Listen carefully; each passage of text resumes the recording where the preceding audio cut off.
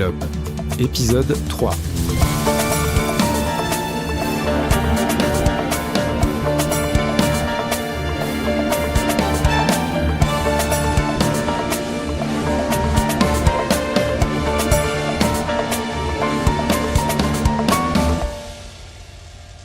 Dans l'épisode précédent, Agathe poursuit ses recherches incertaines sur le genre du polar, qu'elle commence à percevoir non plus seulement comme un objet de divertissement, mais comme un vecteur de contestation. Ce basculement s'opère notamment lorsqu'elle entend à la radiophonie nationale l'énumération glaçante de 21 espèces animales éteintes, listées dans le même ordre que son roman, Les Diplômés du Globe. Dès lors, il n'y a plus de doute. Ce polar est prophétique. Un message anonyme lui donne rendez-vous à 15h au Coffee Shop République 2.0 où elle rencontre Tony, barista informaticien. Doué en surveillance numérique, méfiant à l'égard des agents gouvernementaux, Tony s'improvise son acolyte. Grâce à lui, Agathe sème un homme menaçant envoyé comme avertissement des conséquences de ses recherches. Une fois en sécurité, Agathe reçoit de son nouvel adjuvant. C'est là que se tient clandestinement le festival des Quais du Polar, officiellement dissous par le gouvernement. Agathe y découvre la tradition, critique du polar grâce à sa rencontre avec Juliette Perry-Shelley et obtient d'elle le contact de l'ancien biographe du festival et bénévole, Francis Le Tailleur, et également ancien éditeur du polar que détient Agathe, vivant désormais dans la clandestinité lui aussi. Francis l'oriente vers le traducteur de ce polar. Ce dernier, vivant caché du monde, craignant pour sa vie. L'enquête continue. Avertissement à notre auditorat. L'épisode que vous vous apprêtez à écouter s'adresse à un public averti.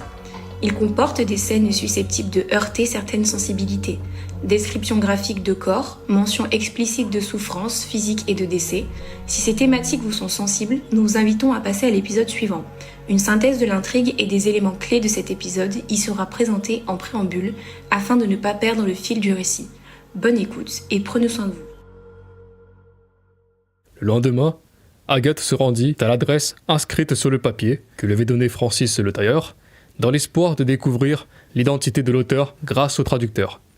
C'était un immeuble comme les autres, reculé, en plein centre-ville. Ce n'est qu'en rentrant dans celui-ci qu'Agathe réalisa qu'elle ne connaissait ni l'étage ni le numéro d'appartement. S'approchant des noms sur les boîtes aux lettres, elle fut remarquée par un vieux monsieur hirsute. L'air dur et marqué par la vie, officiant en ces lieux comme concierge, il vint à sa rencontre. Je peux vous aider ?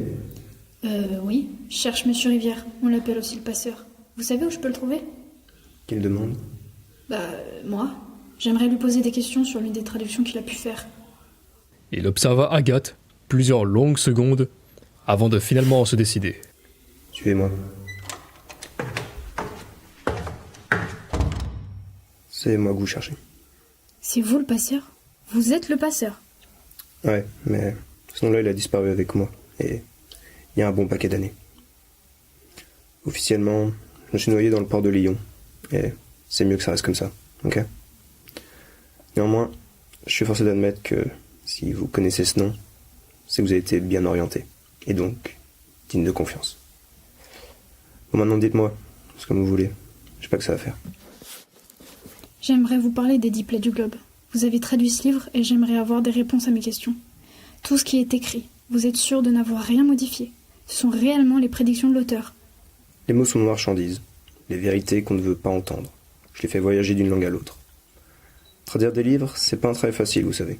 Faut être le plus transparent possible, ne pas laisser de traces qui permettent d'identifier le traducteur pour que l'histoire reste fidèle à celle de l'auteur. Donc tout ce qui est écrit là est fidèle à l'écrit de l'auteur. Vous n'avez rien changé. Conserver le style, les mots de l'auteur, c'est une question primordiale pour un traducteur. Donc non, je n'ai absolument rien modifié. Et maintenant que le temps passe, je me rends compte de ce que j'avais entre les mains. C'est pour ça que je me cache, par peur des représailles. Le polar ne fait pas de concessions. Ce livre est un danger, parce qu'il nous tend un miroir.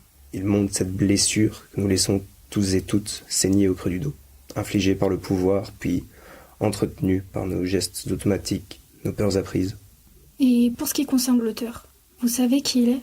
Où je pourrais le trouver peut-être ? J'ai besoin de savoir comment il a fait pour écrire avec autant de précision ce qui nous a frappés et surtout sur ce qui va nous frapper. J'ai jamais connu son nom, seulement ses initiales, ES. Rien n'assure que c'était ses vraies initiales toutefois. Quand je travaillais pour lui en 2019, j'ai eu du mal à saisir le sens d'un passage. Je l'ai contacté pour qu'il m'en dise plus, pour être sûr de ma traduction.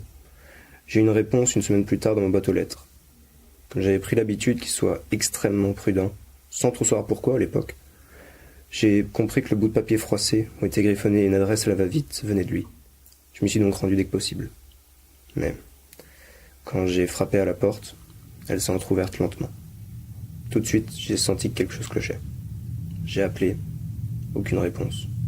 Je me suis donc permis d'entrer. L'intérieur était un véritable chaos. Des papiers déchirés jonchaient le sol, les tiroirs éventrés, les meubles renversés comme après une fouille brutale. Je l'ai cherché, espérant le trouver dans cette pagaille, mais je suis juste tombé sur une large trace de main sanglante, étalée sur le mur du couloir. Ce n'est que quand la censure s'est abattue que j'ai compris. Il s'est fait rattraper par ses actes. C'est pour ça que j'ai décidé de disparaître. Oh mon Dieu, ils l'ont vraiment fait disparaître alors? J'ai décidé d'y retourner le lendemain pour être sûr de ce que j'avais vu. Des barrières avaient été mises en place et un permis de démolition affiché pour cause d'insalubrité. Ils ont décidé de tout démolir? Aucun moyen d'arriver à trouver des indices pour essayer de le retrouver alors? Vous vous souvenez de quelque chose qui pourrait m'aider? Rien. Maintenant partez. Ils doivent savoir que vous avez ça en votre possession. Et je veux certainement pas me faire tuer à cause de votre imprudence. Et petite, un conseil. Faites comme moi. Et disparaissez avant que ce soit trop tard. Cette nuit-là, Agathe eut bien de la peine à trouver le sommeil. Quand elle fermait les yeux, toute la pièce semblait trembler au son du tambour lourd et pesant de son cœur. Il battait vite et semblait peser 6 tonnes. Le poids du secret, le sentiment de devoir dire la vérité, le déchirement d'avoir besoin de savoir, mais de risquer tout ce qu'elle avait de plus cher à chaque instant. Quand Agathe ouvrit les yeux le lendemain matin, elle avait la douloureuse impression que sa nuit avait été une sieste agitée. Toutes ces nouvelles informations me restent en tête. J'arrive pas à arrêter d'y penser. Il y a un truc qui me chiffonne. L'auteur des 10 plaies du globe, même si on l'a fait mourir administrativement, il y a forcément des gens qui se souviennent de lui et qui ont dû demander l'ouverture d'une enquête. Si c'est le cas, il y a obligatoirement des preuves, ou au moins des traces. Et peut-être même un corps. Il faut que je demande de l'aide à Tony. Agathe prit la direction du café. Elle savait qu'elle y trouverait son complice, et que lui seul pouvait l'aider.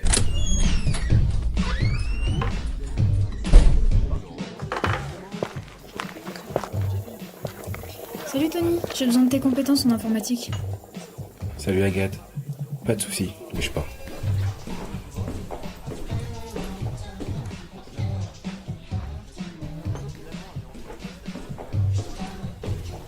C'est bon, j'ai prévenu mon patron que je prenais ma pause. Suis-moi. L'arrière-boutique offrait l'abri idéal pour parler, loin des regards indiscrets et des oreilles curieuses. Ils s'y glissèrent en silence. Alors, de quoi as-tu besoin?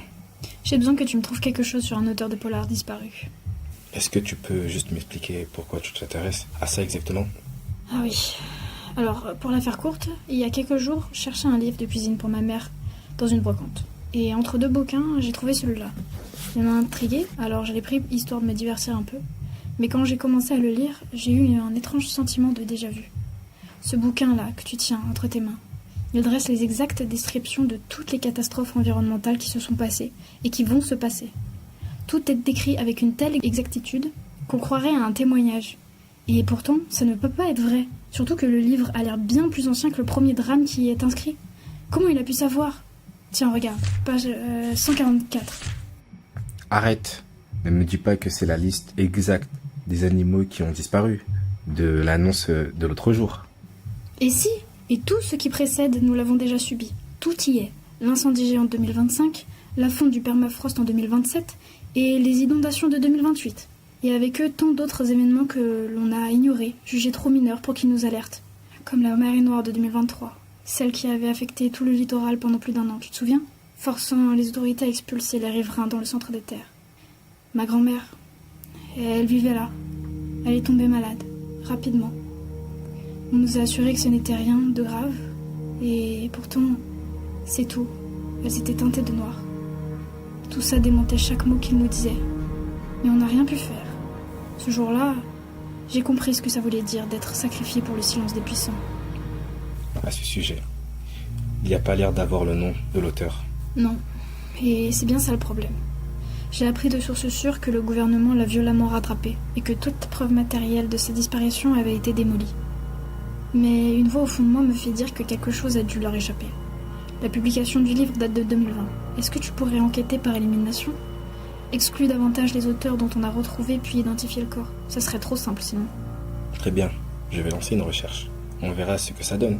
Par contre, ça risque de prendre un peu de temps, je pense. Oui, je pense aussi malheureusement. Si tu trouves quelque chose à propos de ça, essaye de me trouver les personnes qui ont travaillé sur l'enquête. Avec un peu de chance, je pourrais les rencontrer pour obtenir plus de détails. Il doit y avoir des indices quelque part, ou peut-être de l'ADN, ou des empreintes, quelque chose qui pourrait nous donner une piste, voire un coupable. C'est certain qu'il y a forcément quelque chose qui pourrait nous être utile, mais c'est l'aiguille dans une boîte de foin à ce stade. Le problème, c'est qu'on ignore ce qui s'est passé lors de sa disparition. S'il y a eu une enquête, et qu'elle a été menée correctement. Si leur but était de faire disparaître toute trace de lui, je suis pas si sûr qu'on trouve quoi que ce soit. J'ai réussi à trouver qui avait traduit le livre. Je suis allée lui parler en espérant d'avoir plus d'informations. Il m'a raconté qu'il s'était rendu chez l'auteur après avoir reçu un message discret. Mais en arrivant, il a trouvé la porte entrouverte. L'appartement était complètement retourné. Et surtout, une large trace de main ensanglantée. C'était la seule chose qui restait de l'auteur, comme un dernier signe de son passage avant qu'il ne disparaisse. C'est pour ça que je te demande de trouver un corps. Même si c'est qu'une marque de sang et que cela ne veut pas forcément dire qu'il y a un meurtre à la clé, ça reste la réponse la plus logique pour l'instant. Ah, et il m'a dit aussi y être retourné le lendemain pour être sûr de ce qu'il avait vu, mais qu'ils avaient déjà ordonné la démolition de l'immeuble. Oui, je sais, il ne regarde pas avec ça. Je te préviens dès que j'ai trouvé un truc. Tu as encore d'autres choses, d'autres éléments ? 2 initiales, mais c'est peut-être une fausse piste. ES.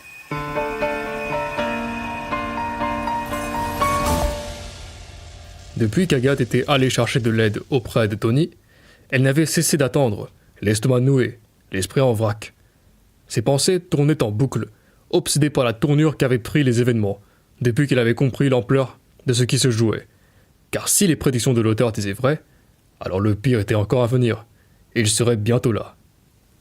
À pas lourd, sourd, presque imperceptible dans le délire du quotidien, mais omniprésent, comme les tic-tac d'une horloge, dont on se rend compte qu'elle s'est arrêtée quand le bruit que l'on n'entendait pas jusque-là cesse.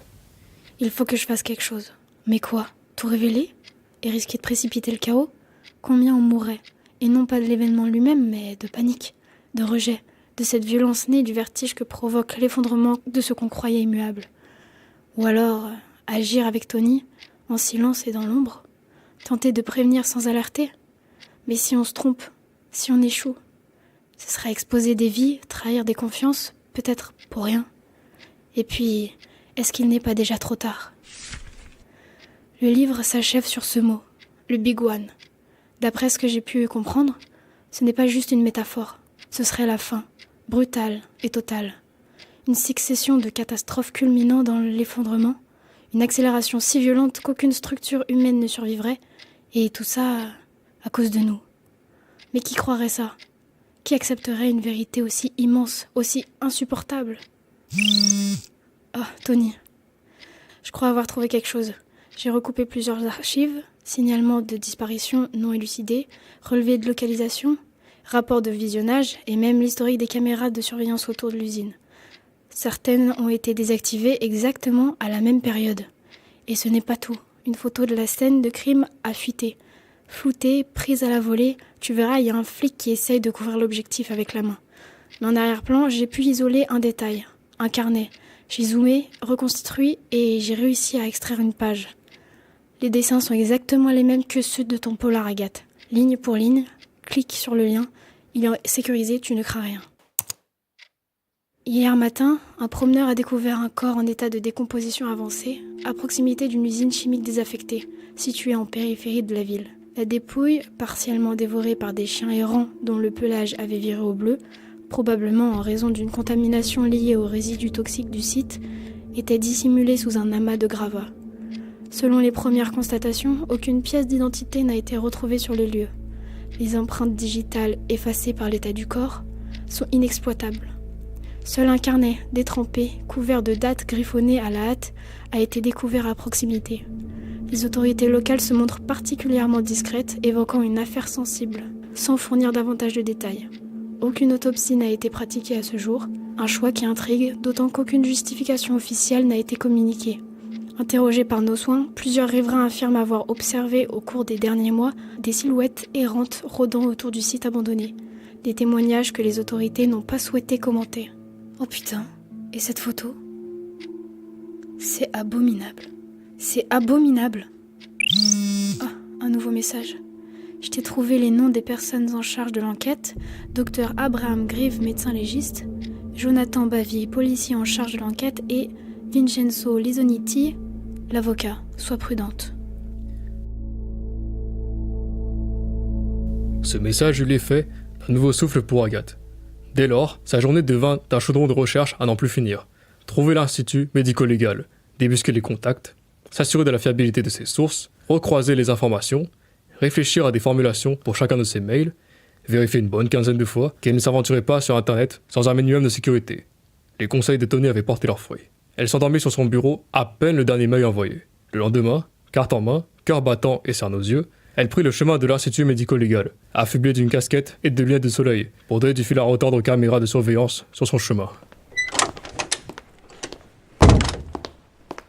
Je me demande à quoi ressemble ce docteur Grieve. Je n'ai eu qu'un seul nom. C'est peut-être un vieil homme un peu loufoque qui parle aux morts pendant les autopsies. Moi, je sais que c'est un homme. Maintenant que j'y pense, dans les films et les séries, c'est souvent des femmes fatales et dominatrices, habillées d'un tailleur bien serré sous leur blouse. J'imagine que c'est pas ça la norme. Enfin bon, toujours est-il que je ne sais pas à quoi elle ressemble ce légiste. Bonjour. Est-ce qu'il serait possible de parler avec le docteur Abraham Grieve, s'il vous plaît ? Oui, bien sûr, il va arriver d'une minute à l'autre. Asseyez-vous. Merci. Oh, il y a tout de même pas mal de passages, je suis assez surprise. J'ai entendu dire que les médecins légistes ne s'occupaient pas uniquement des morts, mais aussi des vivants. Si je me souviens bien de ce que j'ai lu, leur travail inclut aussi une dimension d'expertise médicale. Il et elle évaluent les dommages corporels subis par des personnes, afin de déterminer les compensations auxquelles elles pourraient avoir droit, notamment de la part des compagnies d'assurance. Leur rôle consiste donc aussi à fournir aux tribunaux les éléments médicaux nécessaires à l'indemnisation. Et pour cela, ils doivent rencontrer les patients, les interroger, les examiner, et parfois même déceler les tentatives de fraude, comme les fausses blessures destinées à tromper les assurances. Bon, sans parler de ça, je dois trouver un prétexte pour qu'il accepte de me parler, sinon je ne serai qu'une personne trop curieuse. Ah docteur, je vous ai posé votre courrier sur votre bureau. Ah, merci beaucoup Chantal. Wow, et bah là, je suis carrément allée dans le cliché. C'est juste un homme d'une quarantaine d'années, le genre papa BCBG. Bonjour docteur, excusez-moi de vous déranger. Est-ce que je peux vous poser quelques questions s'il vous plaît ? Bonjour madame, nous avions rendez-vous. Vous représentez une famille ? Oh non, en effet, nous n'avions pas rendez-vous. En fait, je suis étudiante en anthropologie et je fais une enquête sur les méthodes et les implications du judiciaire et du médico-légal dans la résolution d'affaires criminelles. Et j'aurais aimé en discuter avec vous si vous consentez à me consacrer un peu de temps. Ça serait pour vous poser quelques questions à propos d'une enquête. Une enquête. Bon, écoutez, très bien, si je peux vous aider dans vos recherches. Par contre, je n'ai pas beaucoup de temps. Je suis attendu en cour d'assises. Très bien. Merci de me recevoir. Je ferai de mon mieux pour aller droit au but. Pour commencer, pourriez-vous me dire si les médecins légistes sont appelés sur toutes les scènes de crime ? Non. Les médecins légistes sont appelés quand ils suspectent l'intervention d'un tiers. Bon, je trouve que c'est regrettable, parce que je pense que nous passons à côté de beaucoup de meurtres. D'accord, je vois. Il y a 10 ou 20 ans, un corps dans un état avancé de décomposition a été retrouvé vers une usine chimique désaffectée. J'ai lu qu'aucune autopsie n'avait été faite et que la police refusait de publier les avancées de l'enquête. J'aimerais savoir si vous savez pourquoi ils ont passé sous silence cet événement. Écoutez, madame, je ne sais pas d'où vous tenez ça. Mais déjà, vous savez que vous n'avez pas le droit d'enquêter. Et je vous conseille d'arrêter tout de suite ce que vous êtes en train de faire. C'est pour votre sécurité que je vous dis ça. Monsieur, sauf votre respect, j'ai des raisons de croire que ce corps est une personne qui en savait beaucoup trop, qui a osé parler et qui a été tuée pour ça. En tant que citoyen, en tant que médecin et en tant qu'homme de vérité de fait, vous devez forcément vous poser des questions vous aussi. Pourquoi ne pas avoir fait d'autopsie ? La décision de faire une autopsie ou non ne me revient pas. Sans l'accord du parquet ou du magistrat, je n'ai absolument pas le droit d'en faire une. Je ne peux que le leur conseiller. Bon, maintenant, puisque vous voulez savoir, cette affaire remonte à bien longtemps. Pour autant, je m'en souviens bien. et j'avais été surpris d'apprendre qu'on m'interdisait de pratiquer l'autopsie. Lorsque je suis arrivé sur les lieux du crime, la police scientifique avait déjà balisé la scène, pris des photos, relevé les indices. Comme d'habitude, j'ai d'abord observé les environs, puis je me suis approché du corps. Ni trace de lutte, ni sang visible. Un carnet détrempé qui traînait à côté. Je l'ai ouvert et je me souviens que l'écriture était celle d'un gaucher. Ensuite, je me suis penché sur la victime pour ce qu'on appelle l'examen externe. Évidemment, tout de suite, même si le corps était méconnaissable, j'ai tout de suite vu qu'il tenait une arme dans sa main droite. Alors, entre les morsures infligées par les chiens, l'état avancé de décomposition, tout ce qui peut affecter un cadavre qui est resté dans des conditions de décomposition avancée, il était très difficile de distinguer quoi que ce soit de plus précis que cela. Mais quand j'ai commencé l'examen, j'ai découvert un impact de balle en plein milieu du front. J'en ai parlé au magistrat, je lui ai exposé mon hypothèse, qui selon moi était qu'il s'agissait d'un meurtre déguisé en suicide. J'ai appuyé mes doutes en précisant que les personnes qui se suicident ne se tirent jamais une balle en plein front. Évidemment, c'est impossible de positionner son bras de cette manière. Et avec le recul, il y a de fortes chances que la main dévie et que le geste n'aboutisse pas. Donc les personnes vont avoir tendance à viser plutôt la tempe, sous le menton, dans la bouche. Et j'ai également souligné cet autre détail. Ce n'est pas une preuve en soi, mais l'écriture retrouvée dans le carnet, c'était celle d'un gaucher, je suis formel. Et l'arme était dans la main droite. Vous imaginez bien que lorsque quelqu'un décide de mettre fin à ses jours, il va utiliser sa main dominante, notamment pour minimiser les risques de rater son geste. Avec tous ces éléments, j'ai été très surpris que, quand j'ai formulé ma demande d'autopsie au parquet, elle m'a été refusée. Ils ont refusé alors qu'il y avait des preuves de l'intervention d'un tiers. Et la police scientifique alors, elle n'a pas pu identifier la victime avec de l'ADN ? Non seulement ça, mais ils ont interdit aussi les analyses des experts scientifiques. Et quand j'ai posé des questions sur les raisons de cette absence d'avancée de l'enquête, j'ai reçu un appel de quelqu'un de haut placé, selon ses dires, et qui me menaçait directement, en me disant que si je continuais à poser des questions, à vouloir fouiner et continuer l'enquête, je pouvais être muté, je pouvais être radié, voire davantage. Alors j'ai arrêté de chercher, je dois vous dire. Par peur que la menace soit exécutée, j'ai continué à faire mon boulot et je me suis forcé à oublier cette affaire. Vous savez qui était cette personne ? Celle qui vous a menacé au téléphone ? Non. Et pourtant, j'ai été en contact avec beaucoup de personnes dans ce milieu. Et je n'ai absolument pas reconnu cette voix-là. Bien. Merci d'avoir répondu à mes questions, docteur. Je ne vous dérange pas plus. Passez une bonne journée et au revoir.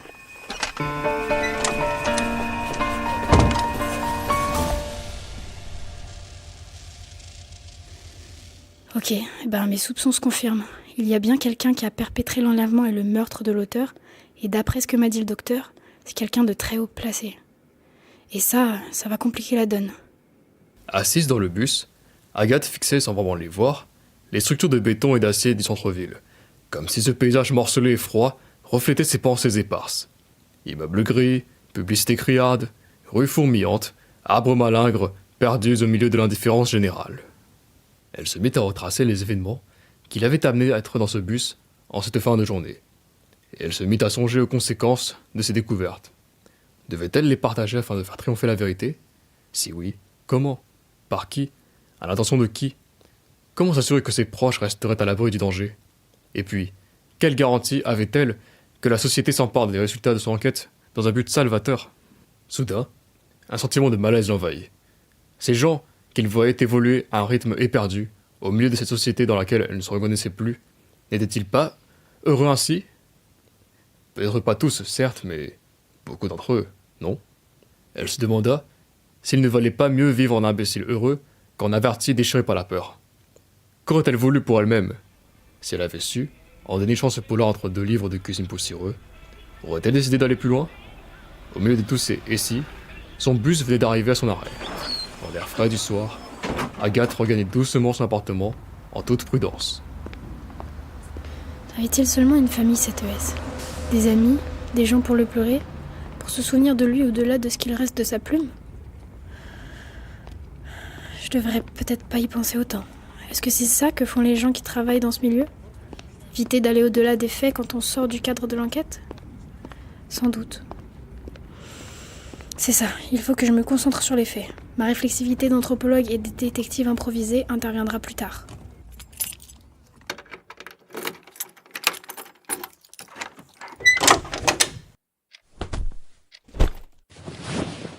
En parlant de faits, peut-être que j'ai reçu des réponses aux mails que j'ai envoyés aux policiers qui étaient sur l'enquête.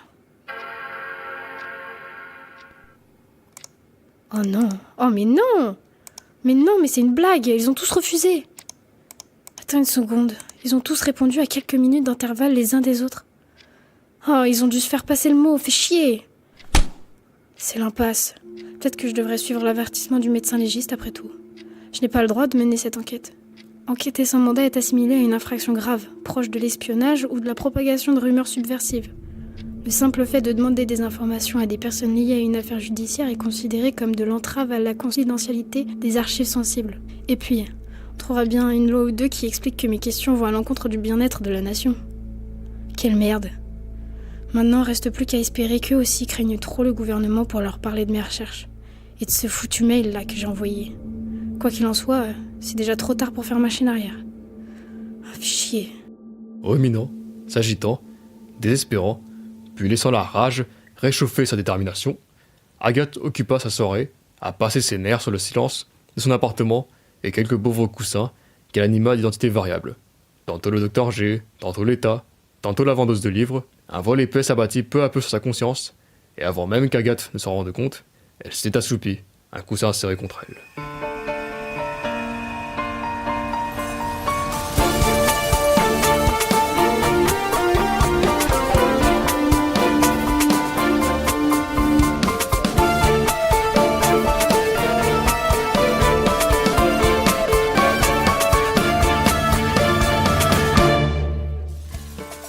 Ce podcast est le fruit d'une enquête collective menée par des étudiantes et étudiants en 3e année de licence d'anthropologie à l'université Lumière Lyon 2, en partenariat avec le festival Quai du Polar. Pendant une année, ils et elles ont mené l'enquête, non pas sur une scène de crime, mais auprès de celles et ceux qui font vivre le roman noir. Auteurs, autrices, lecteurs, lectrices, libraires. Leurs échanges ont nourri l'écriture de ce podcast, ainsi que la création de personnages fictifs inspirés du réel.